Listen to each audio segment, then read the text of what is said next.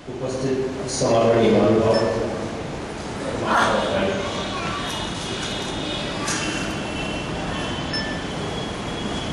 पिछले 2 दिनों से हम आर्य समाज की स्थापना स्वामी दयानंद गुरु के इस विषय पर हम चर्चा कर रहे थे।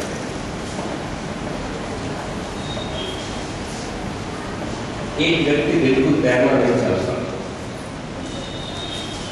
बिल्कुल तैरना नहीं जानता, उसको तैरना नहीं आता। उसको आपके पास में जो अरविंद समुद्र है उसमें डाल दीजिए, जो व्यक्ति तैरना नहीं जानता उसकी स्थिति क्या होगी? क्या होगी?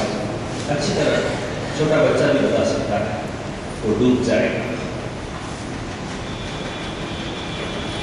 जो व्यक्ति तैरना नहीं जानता उसको समुद्र की बात को महानुभाव छोड़ दीजिए, उसको नदी के अंदर डाल दीजिए, किसी सरोवर में डाल दीजिए, तो उसकी क्या स्थिति होगी?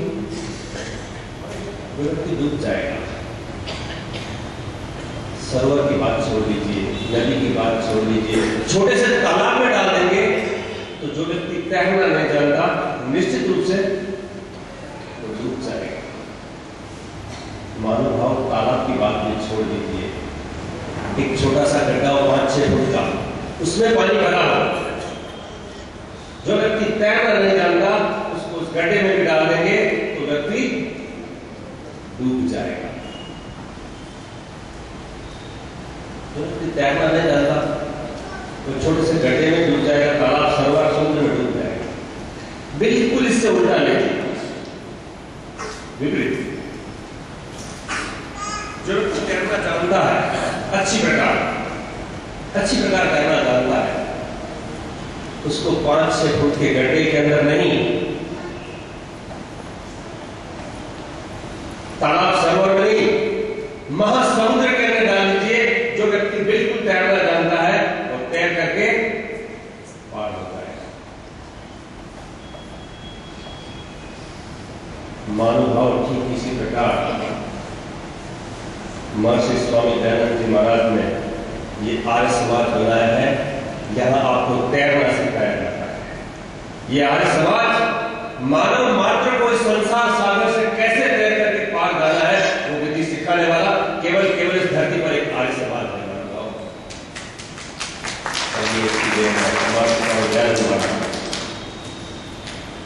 जीवन, वैदिक जीवन कैसे बिता जाए, किस प्रकार इस संसार में रहा जाए, किस प्रकार हमारी दिनचर्या हो, किस प्रकार का खान पान हो, सारी की सारी बातें A to Z हमें बताने के लिए आए तो स्वामी दयानंद ने बताइए। इसके माध्यम से, इस वेदों के माध्यम से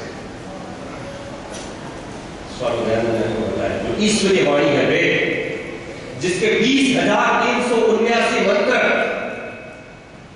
जीवन जीने की शैली सिखाते हैं।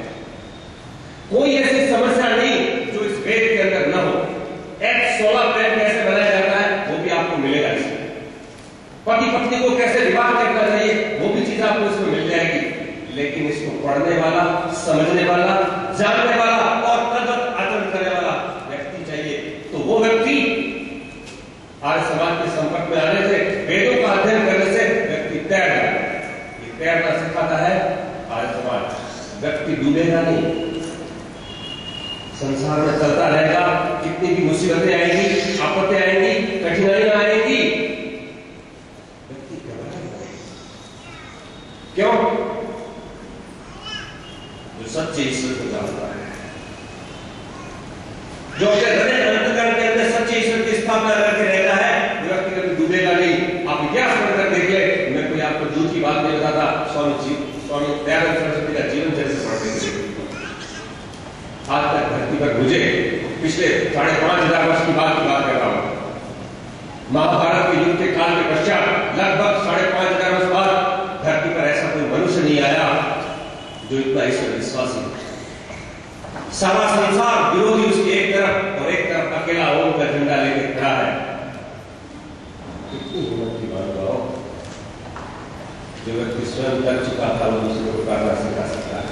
स्वामी दयानंद यार सारा संसार विरोधी था, लेकिन एक हरिद्वार के अंदर कुंभ के मेले में खंडनी पार्थिव कथा का लेके आज संसार की कोई समस्या नहीं है, चाहे वो पारिवारिक हो, चाहे वो सामाजिक हो, चाहे वो राष्ट्रीय हो। कई समस्याएं आपने सुनी। हमारे साथ कह रहे थे राष्ट्र प्रेम की बात, हमारे गढ़वी साहब कह रहे थे ये थैलेसीमिया की, कोई भी बात हो,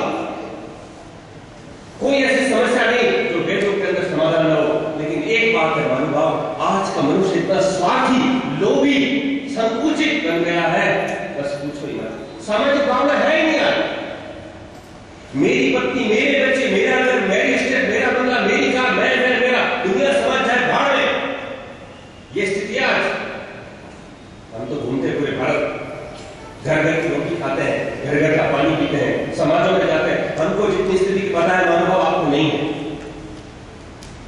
हर व्यक्ति पिछड़ा हुआ है, हर व्यक्ति अलग अलग अपने राह पे चला रहा है। वो कहता है मेरी मालिक है, वो कहता है मेरी मालिक है, वो कहता है मेरी मालिक है, वो कहता है मेरी मालिक है। नहीं